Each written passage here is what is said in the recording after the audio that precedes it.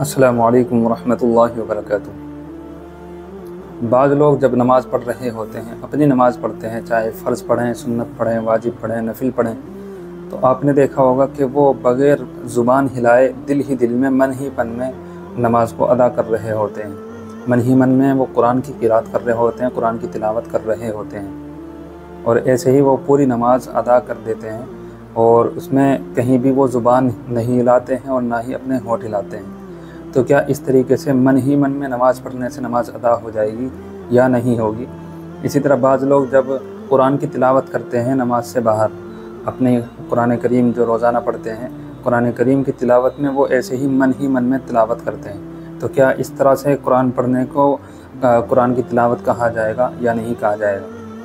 तो खूब समझ लेना चाहिए कि नमाज के अंदर कुरान की तिलावत करना ये फ़र्ज़ है, रुकन है।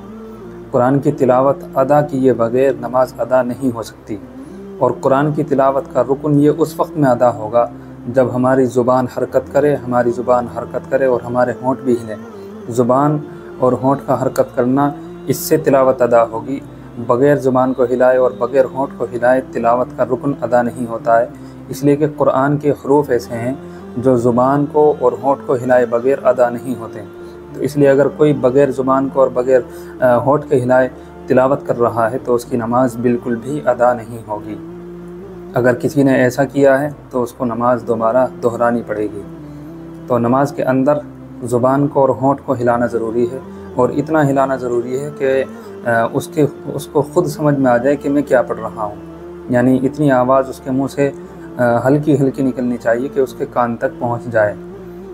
तो अगर वो मन ही मन में अदा कर रहा है तो उसकी नमाज़ अदा नहीं होगी, इसलिए कि क़िराअत करना फ़र्ज़ है, कुरान का पढ़ना नमाज के अंदर फ़र्ज़ है, और ये फ़र्ज़ अदा होता है ज़ुबान और होंठ को हिला करके। अगर ज़ुबान और होंठ को नहीं हिलाया है तो उसका ये फ़र्ज़ अदा नहीं होगा। जब फ़र्ज़ अदा नहीं होगा तो नमाज भी नहीं होगी, उस नमाज को दोहराना ज़रूरी होगा। दूसरा मसला, बाज़ लोग कुरान करीम की तिलावत करते हैं और ऐसे ही ख़ामोश रहते हैं, ना ज़ुबान हिलाते हैं ना होंठ हिलाते हैं, मन ही मन में दिल ही दिल में तिलावत करते हैं। तो इस तरीके से तिलावत करना, कुरान करीम को पढ़ना, ये महज़ तसव्वुर और ख़याल है। ये तसव्वुर है और कुरान करीम की तिलावत का सिर्फ़ ख़याल है, इसको तिलावत नहीं कहा जाएगा। तो इसलिए तिलावत का सवाब हासिल करने के लिए कम अज़ कम ज़ुबान और होंठ को हिलाना ज़रूरी है। अगर ज़ुबान और होंठ नहीं हिलाए तो ये सिर्फ़ महज़ तसव्वुर और ख़याल होगा, ये तिलावत नहीं होगी।